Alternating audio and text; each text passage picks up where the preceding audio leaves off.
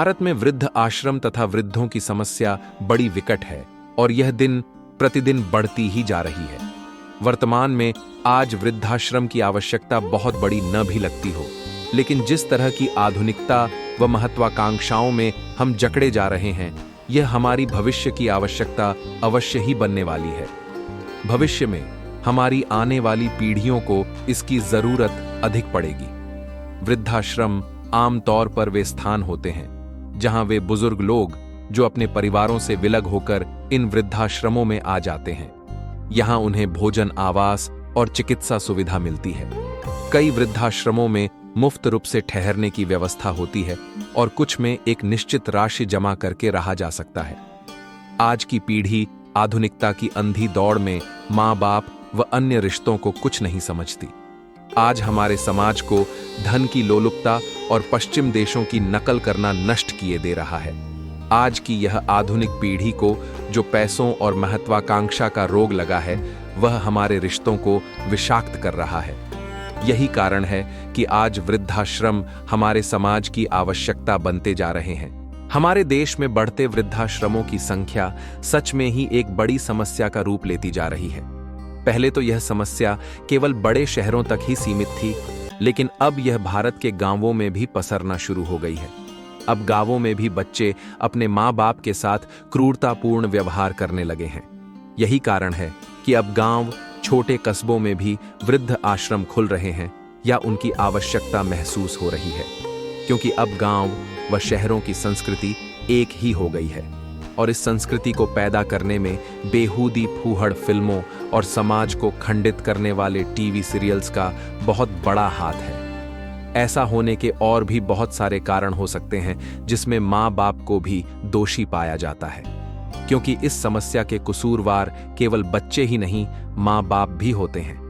अनेक घरों में पारिवारिक कलह, प्रॉपर्टी के झगड़े, आपसी मनमुटाव व अन्य कारणों से बहुत से वृद्धजन इन वृद्धाश्रमों में जाने को बाध्य हो जाते हैं। वहीं कुछ अन्य घरों में जिनके बेटे, बेटी, बहू और परिवार के सदस्य अपने बूढ़े माता पिता के साथ नहीं रहना चाहते, तो वे उन्हें वृद्धाश्रमों में छोड़ आते हैं या उन्हें इतना प्रताड़ित और अपमानित किया जाता है कि वे घर छोड़कर स्वयं ही किसी वृद्धाश्रम में चले जाते हैं। यहाँ दो शब्द मैं हिमाचल प्रदेश के इस सुंदर जिले हमीरपुर के बारे में भी कहना चाहूंगा। हमीरपुर हिमाचल प्रदेश का एक शहर और जिला है। हमीरपुर जिला हिमाचल प्रदेश का सबसे छोटा जिला है। हमीरपुर हिमाचल प्रदेश के निचले पहाड़ों पर स्थित है। समुद्र तल से इसकी ऊंचाई 400 से 1100 मीटर है। हमीरपुर जिला की भौगोलिक सीमाएं बिलासपुर, मंडी, कांगड़ा और ऊना जिलों के साथ लगती हैं। आइए अब बात वरिष्ठ नागरिक सुविधा केंद्र हमीरपुर की करते हैं।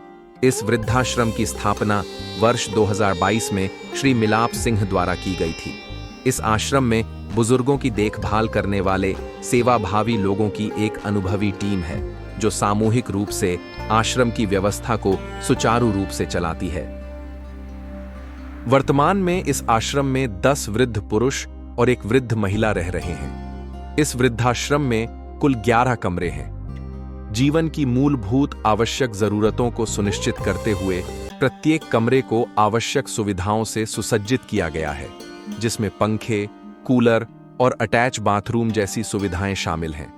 यह वृद्धाश्रम वरिष्ठ नागरिक सुविधा केंद्र हमीरपुर उन असहाय असक्त बुजुर्गों के लिए पूर्ण रूप से फ्री आश्रय स्थल है, जिन्हें उनके परिवार और प्रियजनों द्वारा त्याग दिया गया है। वरिष्ठ नागरिक सुविधा केंद्र हमीरपुर अब भी बहुत ही छोटी और नवीन संस्था है।